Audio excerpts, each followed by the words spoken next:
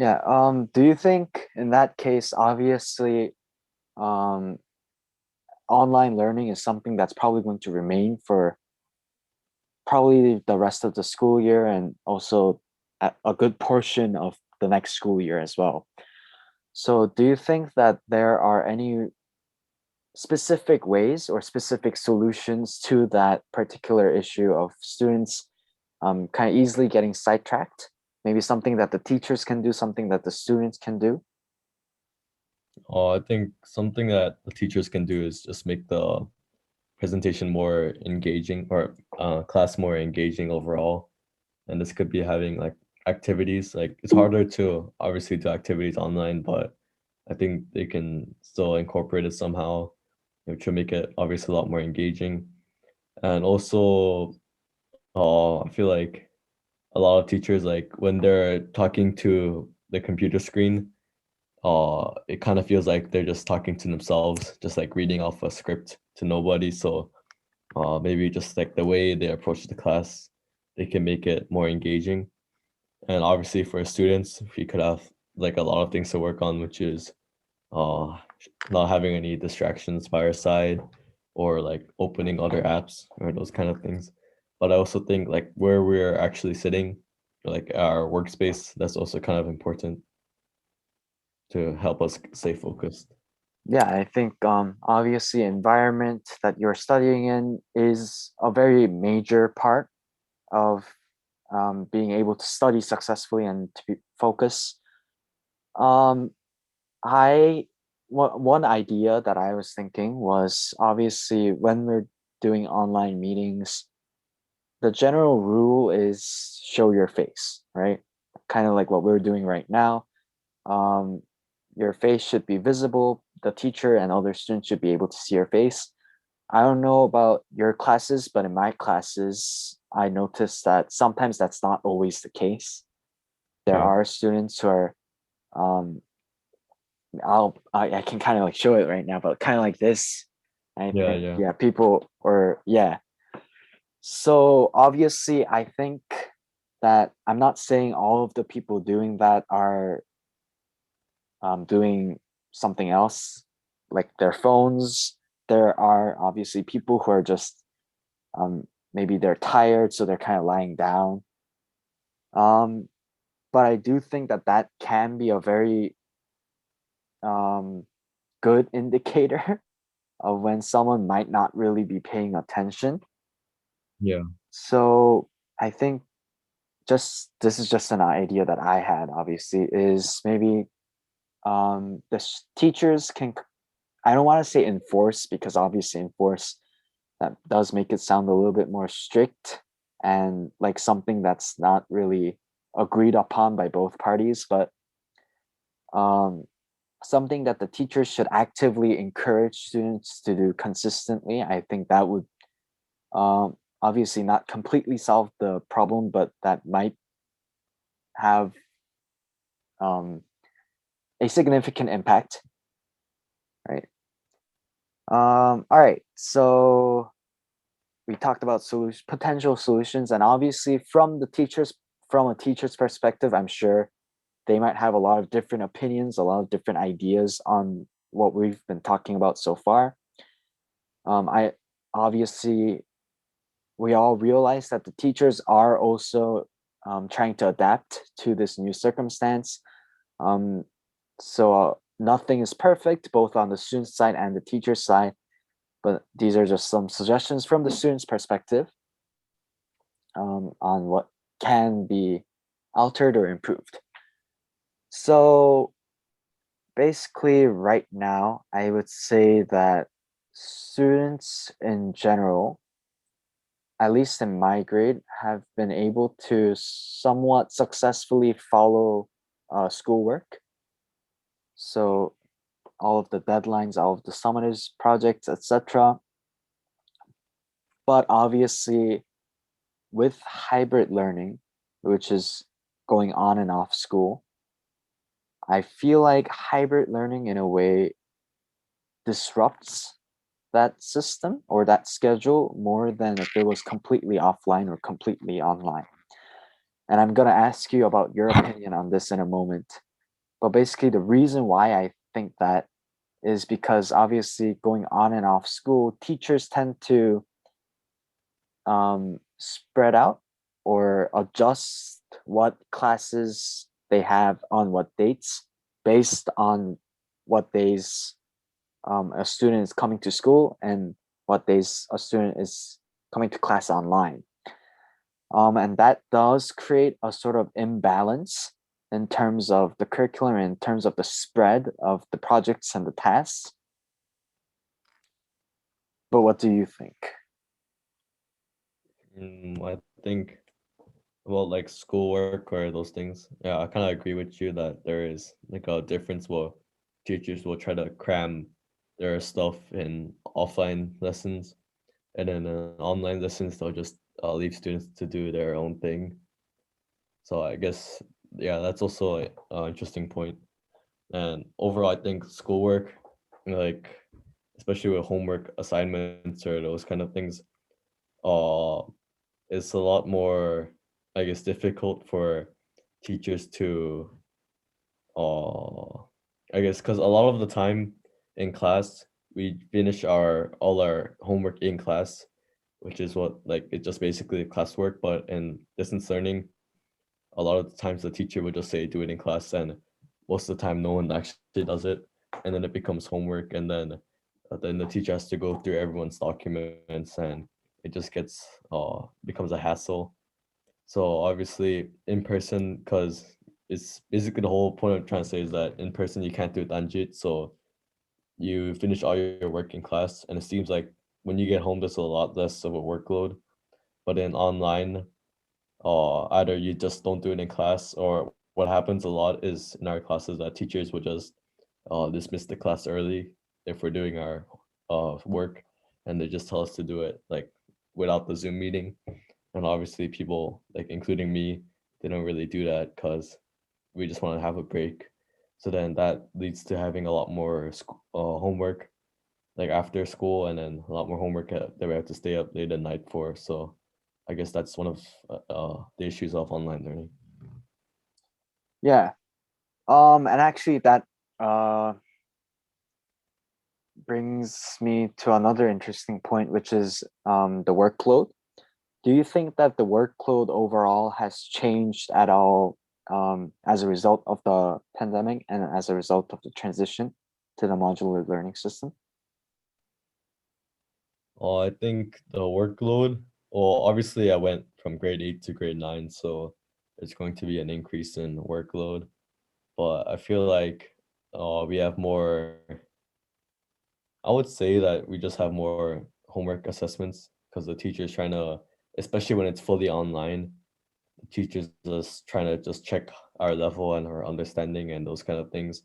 So it could feel like classes just going on and on with homework and assignments and homework and those kind of things. So in that way, I feel like the assignments, like the number of assignments itself did increase during online learning. Yeah. Then obviously another important part to that question is, do you think it's increased to the point that it's difficult to follow? It depends. Yeah, I think online it's a lot more difficult because, like I mentioned before, our workload just increases basically because we do all our schoolwork online, and that leads to having more homework, and it does become difficult to follow, especially when we don't actually turn in something or like give something to the teacher. We just turn it on Google Classroom or ManageBack, so it becomes a lot harder to organize things. And there are times that I just forgot to do an assignment, and usually those things don't really happen offline. Right. Yeah, and I think obviously you and the freshmen in general probably have had the greatest impact in terms of workload difficulty change. Sophomores, juniors, maybe seniors. I can't really speak for the juniors and seniors because I haven't been a junior and senior yet, but definitely the sophomores. We've already experienced upper school for at least 1 year. Freshmen, you guys haven't, so that increase um, was going to be an increase anyway from eighth grade to ninth grade. But with distance learning, I'm certain that it's not just you, it's basically all of the freshmen who are having that same difficulty trying to follow all of the workload and follow all of the classes and the progress. But obviously, looking at it from the teacher's perspective and from the perspective of the school, you can't really take out any of those things from the curriculum because then it wouldn't be a complete curriculum. So I think in that case, okay, before I talk about what I think, what do you think would be the best solution to that particular problem of maybe Like, freshmen or just students in general not really being able to follow all of the work and tasks as easily?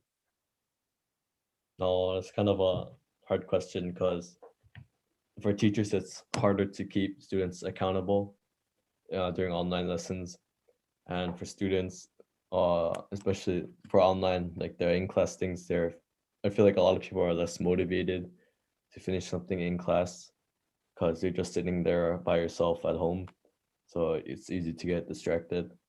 So I guess the solution, I guess changing the type of tasks that teachers give, is a possible solution. So maybe just instead of just finishing, for example, like I think teachers could make tasks like maybe a bit more engaging. For right now, a lot of our assignments just feel like just doing work, and it's not as challenging, but it's not really engaging for us, and it's kind of monotonous. I don't know, but Yeah. if the homework or assignments were a lot more engaging, and maybe even like they could try to find a way to make it fun to do, it'll motivate us to actually finish it in class, and overall that'll lead to less of a workload to finish at home after school. Yeah. I think, yeah, I think you basically said what I was gonna say in terms of what I was thinking as well. It's really just finding that balance between what is um, enough content that it's not enough content in terms of the curriculum, in terms of um, the content that needs to be taught versus obviously in this online setting, it's important to motivate the students to try and focus as much as possible. So what can make those tasks and those activities as engaging and as motivating as possible, as you mentioned. All right, so I think we are nearly finished with our interview. So maybe one or two more questions, and I think we can finish. So going back to extracurriculars now, and we are kind of bouncing back and forth. But with regards to extracurriculars, I know a lot of students this year felt that they weren't given as many opportunities with regards to extracurriculars. I've even had people go as far as to say that, in my case, because I'm a sophomore, that the last 2 years have been wasted, which obviously is a bit of an exaggeration, but definitely in terms of extracurriculars, it's true that the amount of opportunities and the amount of projects that we were able to do were greatly reduced. Do you think that now, because people are starting to get used to modular learning and to this online platform, that the amount of extracurriculars and the opportunities relating to extracurriculars will increase? Or do you think that despite our familiarity with this new type of system, that extracurriculars in general are inherently difficult to adapt to a modular learning system? I think things like, for me, a lot of my sports related activities have been impacted. So when I was a freshman for the first season, I was in cross country varsity, and basically we missed 3 quarters of our practices because of the COVID levels. And even if it was hybrid or if they really tried, there could be a way for us to go on campus and socially distance and actually have practice. But at the time, it was still a relatively new thing, the pandemic. So I guess there was a lot of panic or those kind of things going on. So basically, the whole season was compromised. But then in the second season, I had basketball, and basically the same thing happened where, so when it was level one, we just had normal practices, but level two, when we could have had some practices and just going to school when we have hybrid, we basically just didn't do that at all. And so basically our whole season was also ruined, my whole basketball season. So I feel like uh even though we had like time to adjust to the pandemic, we could still have made a lot more efforts to make our extra like give more importance to our extracurricular activities, because it seems almost like an afterthought during the pandemic that if the level is a bit too high, then we just have to forget about it entirely. And it wasn't really given as much importance, in my opinion. And I guess going forward, uh, I think going forward, this could change. Like if this pandemic continues, I think this time around people will be more accustomed to like the COVID guidelines and regulations and those kind of things, which will hopefully it will allow like sports events or sports practices to continue, like more like other school activities. For example, even if it's level three, we have school every day, and we still somehow manage to find a way to have school every day. But for athletics or those kind of things, people would just forget about it or just skip it entirely. So I guess as we get more and more used to the pandemic, I think we'll have better chances for extracurricular activities to happen normally, even if it's online. Yeah. And I think just to kind of finish on a more positive note, obviously, um, we have talked a lot about some of the more negative implications and aspects of modern learning and of the pandemic's effects. So to end on a slightly more positive note, um, what do you think is the right or the most appropriate way to move forward from here? Um, so that both students and teachers and just everyone relating to the education and to schools can be as successful as possible. Are you talking about like if the pandemic continues or? Yeah, just under the current circumstances, maybe like looking into the next 3-4 months.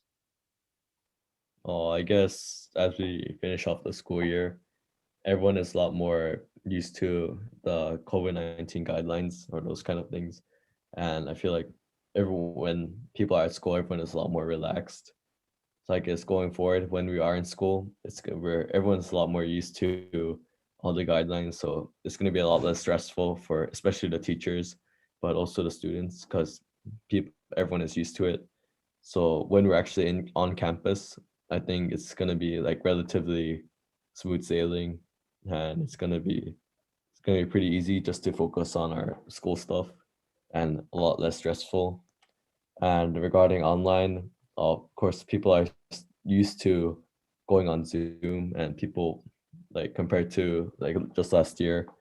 But then I think we can still improve on modifying like lesson plans or modifying the things we do in class, and also modifying some of those to better suit the circumstances of doing it online. So yeah. All right.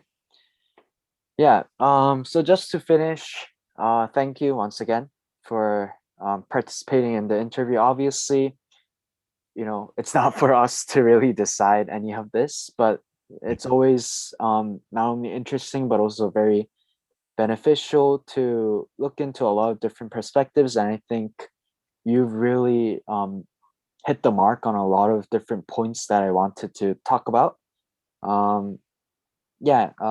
Do you have any last comments that you'd like to make? Like and subscribe to Sehun's YouTube channel and Yeah. press the notification button. Yes, thank you, Justin. And do the same on your channel as well, to Justin's channel. All right. Thank you once again, and I guess thank you to all the readers and to Justin. Thanks.